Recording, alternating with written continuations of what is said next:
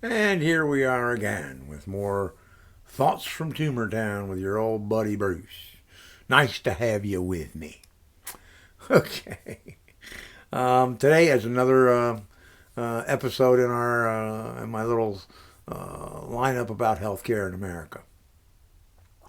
And in this one, I want to talk about modern healthcare, what we think of today. What all of us are sitting here thinking of.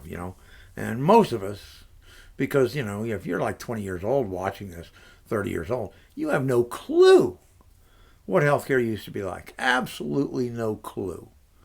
You're lost. You think this is all just the way it is. Wow, this is just fine, wonderful, beautiful. Love it. But if you go back to the year 1900, all the elements of modern healthcare were basically in place.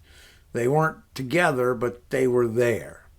Anesthesia was, being used in certain instances and was limited to what the drugs that were used and so forth. But it was there, so it was kind of understood. The germ theory of medicine, right, was just barely starting to make an impact in America. Most doctors in America back then believed in the old humors of the body approach, like the medieval doctors, right? Like, Steve Martin on Saturday Night Live. I mean, basic the same thing, right? Oh, your humors are disrupted, this and that, so they didn't practice any sort of, antiseptics. Oh, forget it. You went into a hospital or you had a doctor come see you. They didn't wash their hands. They didn't sterilize their instruments. They didn't wear a mask. They didn't do anything. You were just being touched with germs all over the place. Right? So, and they didn't teach it because there were only a couple of places that were considered themselves colleges for doctors, and they were basically just teaching, wives' tale mythology of healthcare. So just about anybody who wanted to could stick a plaque on their door and call themselves a doctor. I mean, it was pretty damn scary. You had barber dentists were still out there performing procedures, amputations, this sort of thing. You had an alchemist in every community who was passing out, all sorts of cures and salves and all this sort of crap they'd make up from nature that were just nasty, right? Or they tell you, hey, go drink a bunch of mercury. I mean, my God, what are you doing? I mean, it was just insane. If you read about it and you go back and you look at it, it's insane the way we were. And what people spent on healthcare didn't even register a mark from an economic standpoint because people were scared to death of it. It couldn't really cure anything. Its track record was pretty abysmal. So it was awful. Hospitals were these dark, nasty, infectious places where you put the old and the poor to die. No one wanted to go to a hospital if they could avoid it. Believe me, that was just a horrible, horrible thought.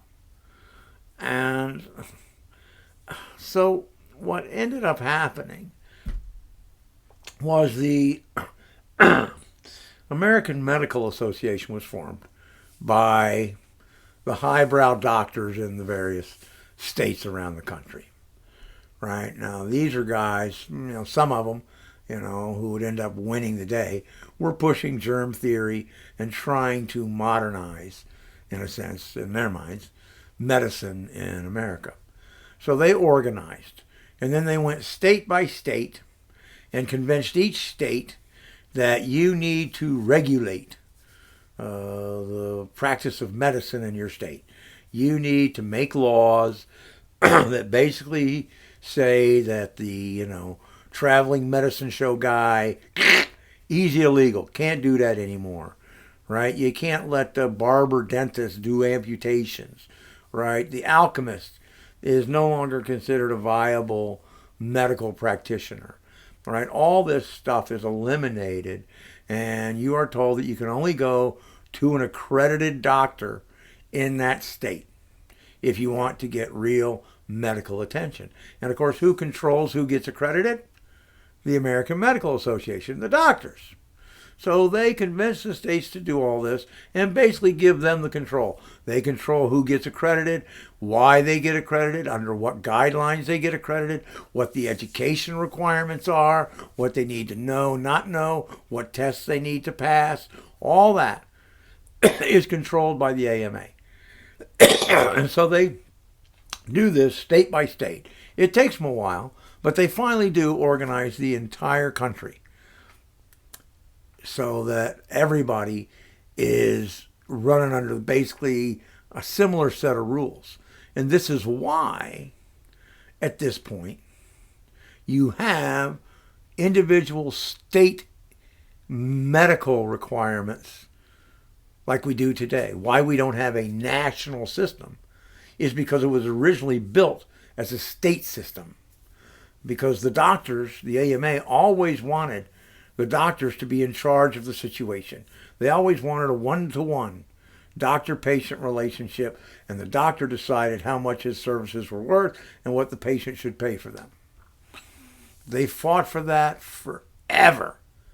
But that's why you have the individual state system that we have today, where every state's rules are slightly different than the next state. All right, so then the American Hospital Association follows suit. They do the same thing. They start going around and they start cleaning up their act, right? They get all their nurses and everybody dressed in nice print and white. They get the patients painted all in white, everything done in this nice clean white, and they start to really pitch the thing they can do well, and that's birthing. You want to have a delivery, instead of having a midwife come to your house, give birth in your house, and with all the risks that that could sometimes have, come to our lovely hospital. And for $5 or whatever it was, it would be, we will deliver your baby with you. We will give you a lovely room with a bed, and we will take care of you, and we will do the birthing, and then we will look after you and your baby for the next 3 or 4 days, and then when you're nice and rested and ready to go, you can go home. Right? That was their big pitch. And that's how they turned themselves around and got the world, the people of America, to look at them differently than they had before. And of course, as all this is going on, the pharmaceutical industry begins. And of course, it delivers its first, what they would call silver bullet drug. And this is a drug, I can't remember the name of it, I'm sorry at this moment. But it was a drug for syphilis. Now, anybody who knows anything about the history of syphilis, it's a nasty, nasty disease, right? A sexually transmitted disease, an STD, that was absolutely nasty. I mean, it made people's lives miserable, and it would eventually kill you. And the treatment for it was mercury, for gosh sakes, above other things. So, I mean, and of course, back in the day it was pretty prevalent, right? A lot of people had it because a lot of people were fooling around and didn't think about using condoms or anything like that back then because, how do I know where this disease comes from? So that drug became the first silver bullet, and man, did that put the pharmaceutical industry on the map. Woo! Boom! There you were, And so by the time you get into the 20s, right, and you start to lead up to the 30s, the formation, the foundation of modern medicine is pretty much there.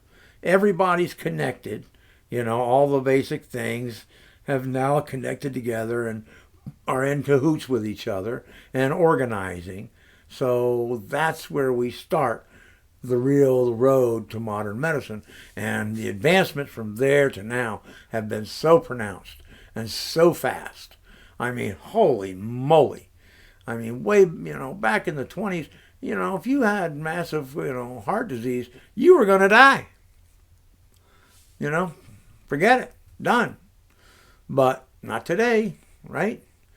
And if you got certain illnesses, these transmittable diseases, there's a good chance you were going to die or at least get really, really sick. But we got rid of most of those diseases, right? Through vaccines, other treatment protocols. We got rid of them. They just almost don't even exist anymore. So you don't even think about them, And I mean, the ability to scan with x-rays that led to all the imaging we know today, to see inside the body, to see what's wrong. I mean, all of this, what we understand about infectious disease, chronic disease, all these things. And they're going and they're advancing so fast with technologies like CRISPR, right? And Cas9. If you don't know what I'm talking about, look it up and read about it. It's a game changer for the future in healthcare, without question. I mean, it's amazing where we are. And when you see that, it should never surprise you, why people want healthcare badly. When you're young and you're healthy, you might not think about it. But you get sick, you get injured, you're going to think about it. Because you're going to need it at some point in your life, and you're going to need it badly. And then you're going to want it. And when roadblocks start being thrown up as to why you can't have it, you're not going to be a happy camper, right? You can't afford it. You don't have insurance. Oh, that's a procedure we don't cover under your particular insurance plan, whatever it is, you're going to find you're not happy. But, that's a whole nother part of the healthcare story. So think about it. I mean, take some time. It's not hard. Look back at what the world was like back then. Just healthcare if you want, or the whole world in general, just to understand where you've come to and how you got here. And it's not that far back in time where you had almost nothing.